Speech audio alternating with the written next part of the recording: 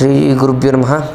ವೀಕ್ಷಕರೇ, ಮೇ 14ನೇ ತಾರೀಕಿರ್ತಕ್ಕಂತಹ ಜ್ಯೇಷ್ಠ ಅಮಾವಾಸ್ಯೆ ಜೊತೆಗೆ ಇದೇ ದಿನ ಶನೇಶ್ವರನ ಜಯಂತಿ ಕೂಡ ಇದೆ.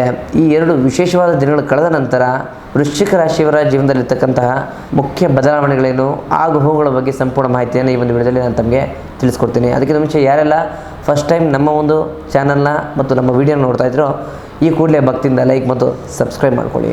ಮೊದಲನೇದಾಗಿ ವೃತ್ತಿ ಮತ್ತು ವ್ಯವಹಾರದ ಬಗ್ಗೆ ನೋಡೋದಾದರೆ, ಯಾರೆಲ್ಲ ಪೊಲೀಸ್, ಮಿಲಿಟರಿ ಅಥವಾ ತಾಂತ್ರಿಕ ಕ್ಷೇತ್ರದಲ್ಲಿ ಕೆಲಸ ಮಾಡ್ತಿದ್ದೀರೋ ಈ ಅಮಾವಾಸ್ಯೆ ನಂತರ ಸವಾಲಿನಿಂದ ಕೂಡಿರುತ್ತೆ. ನೀವು ಪಟ್ಟಂಥ ಪರಿಶ್ರಮಕ್ಕೆ ತಕ್ಷಣ ಪ್ರತಿಫಲ ಸಿಗದಿದ್ರೂ ಕೂಡ ಭವಿಷ್ಯದಲ್ಲಿ ದೊಡ್ಡ ಲಾಭವನ್ನು ನೋಡ್ಬೋದಾಗುತ್ತೆ. ಅವಸರದ ನಿರ್ಧಾರ ಬೇಡ, ತಾಳ್ಮೆಯಿಂದ ಕೆಲಸ ಮಾಡಿದಷ್ಟು ಯಶಸ್ಸು ನಿಮ್ಮದಾಗುತ್ತೆ. ಇನ್ನು ವ್ಯವಹಾರದ ಬಗ್ಗೆ ನೋಡೋದಾದರೆ, ವ್ಯಾಪಾರದಲ್ಲಿ ಈ ಒಂದು ಅಮಾವಾಸ್ಯೆ ನಂತರ ಹಣದ ಹರಿವು ಸಾಧಾರಣವಾಗಿದ್ದರೂ ಕೂಡ ನೀವೇನಾದರೂ ಜಮೀನು ಅಥವಾ ಕಟ್ಟಡ ನಿರ್ಮಾಣದ ಕೆಲಸವನ್ನು ಮಾಡ್ತಾ ಇದ್ದರೆ ಲಾಭದಾಯಕ ವಿಚಾರವು ನಿಮ್ಮದಾಗುತ್ತೆ. ಆದರೆ ಪಾರ್ಟ್ನರ್ಶಿಪ್ ವ್ಯವಹಾರದಲ್ಲಿ ಸ್ವಲ್ಪ ಎಚ್ಚರಿಕೆಯಿಂದ ಇರೋದು ತುಂಬ ಮುಖ್ಯ ಆಗುತ್ತೆ. ಸಣ್ಣ ಸಣ್ಣ ವಿಚಾರಕ್ಕೂ ಕೂಡ ಭಿನ್ನಾಭಿಪ್ರಾಯ ಬರುವಂಥ ಸಾಧ್ಯತೆ ಹೆಚ್ಚಾಗಿದೆ. ಅದೇ ರೀತಿ ಯಾರಿಗೂ ಕೂಡ ಸಾಲ ಕೊಡುವಂಥ ಸಾಹಸವನ್ನು ಮಾಡಲಿಕ್ಕೆ ಹೋಗಬೇಡಿ. ಇನ್ನು ಆರ್ಥಿಕ ಪರಿಸ್ಥಿತಿ ಬಗ್ಗೆ ನೋಡೋದಾದರೆ, ಆರ್ಥಿಕ ಪರಿಸ್ಥಿತಿ ಪರವಾಗಿಲ್ಲ ಅಂತಲೇ ಹೇಳ್ಬೋದು. ಆದರೆ ಹಳೆಯ ಸಾಲಗಳ ಕಿರಿಕಿರಿ ಇರುತ್ತೆ.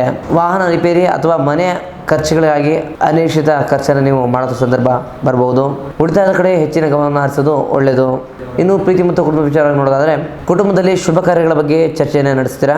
ಸಂಗಾತಿ ಜೊತೆಗೆ ಸಣ್ಣ ಪುಟ್ಟ ವಾದಗಳು ಆಗ್ಬೋದು, ಅದನ್ನು ಬೆಳೆಸ್ಲಿಕ್ಕೆ ಹೋಗಬೇಡಿ. ಮಕ್ಕಳ ಆರೋಗ್ಯದ ಬಗ್ಗೆ ಸ್ವಲ್ಪ ಗಮನ ಇರಲಿ. ದೂರದ ಸಂಬಂಧಿಕರಿಂದ ಸ್ವಲ್ಪ ಶುಭ ವಾರ್ತೆಯನ್ನು ಕೇಳ್ತೀರಾ. ಇನ್ನು ಆರೋಗ್ಯ ವಿಚಾರವಾಗಿ ನೋಡೋದಾದರೆ, ಉಷ್ಣದ ಸಮಸ್ಯೆ ಮತ್ತು ತಲೆನೋವಿನ ಸಮಸ್ಯೆ ಕಾಣಿಸ್ಬೋದು. ಕೋಪವನ್ನು ನಿಯಂತ್ರಣದಲ್ಲಿ ಇಟ್ಕೊಳ್ಳಿ.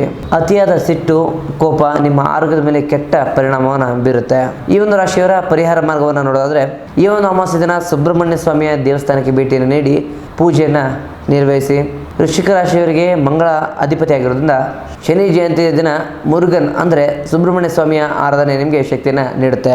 ಈ ದಿನ ಒಂದು ಮಣ್ಣಿನ ಹಣತೆಯಲ್ಲಿ ಸಾಸಿವೆ ಎಣ್ಣೆಯನ್ನು ಹಾಕಿ ದೀಪವನ್ನು ಹಚ್ಚಿ ಅದಕ್ಕೆ ಒಂದು ಕಬ್ಬಿಣದ ಮೊಳೆಯನ್ನು ಹಾಕಿ ಶನಿದೇವನ ಮುಂದೆ ಇಡಬೇಕಾಗತ್ತೆ.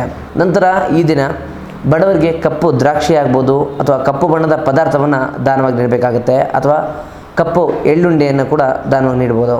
ಇದು ನಿಮ್ಮ ಕೆಲಸದಲ್ಲಿರ್ತಕ್ಕಂಥ ವಿಳಂಬವನ್ನು ಮತ್ತು ನಿಮ್ಮ ಕೆಲಸದಲ್ಲಿ ಆಗ್ತಕ್ಕಂಥ ಒಂದು ಅಡೆತಡೆಗಳನ್ನು ಕೂಡ ನಿವಾರಣೆ ಮಾಡುತ್ತೆ.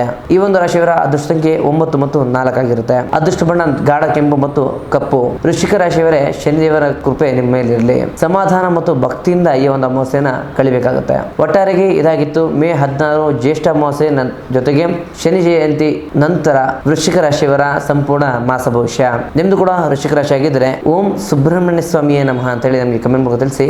ನಮ್ಮ ಒಂದು ವಿಡಿಯೋನ ಹೆಚ್ಚಾಗಿ ಲೈಕ್ ಮಾಡಿ ಮತ್ತು ಶೇರ್ ಮಾಡಿ. ಇನ್ನು ನಿಮ್ಮ ಜೊತೆ ಇರತಕ್ಕಂಥ ಯಾವುದೇ ಸಮಸ್ಯೆಗಳ ಪರಿಹಾರಕ್ಕೋಸ್ಕರ ನಮ್ಮ ನೇರ ಭೇಟಿಗಾಗಿ ಕೆಳಗೆ ಕಾಣ್ತಕ್ಕಂಥ ನಂಬರ್ಗೆ ಕರೆ ಮಾಡಿ ನಮ್ಮನ್ನು ನೇರ ಭೇಟಿಯಾಗಿ ನಿಮ್ಮ ಸಮಸ್ಯೆಯನ್ನು ಪರಿಹರಿಸಿಕೊಳ್ಳಿ. ಮುಂದಿನ ವಿಡಿಯೋದಲ್ಲಿ ಸಿಗೋಣ. ಧನ್ಯವಾದಗಳು.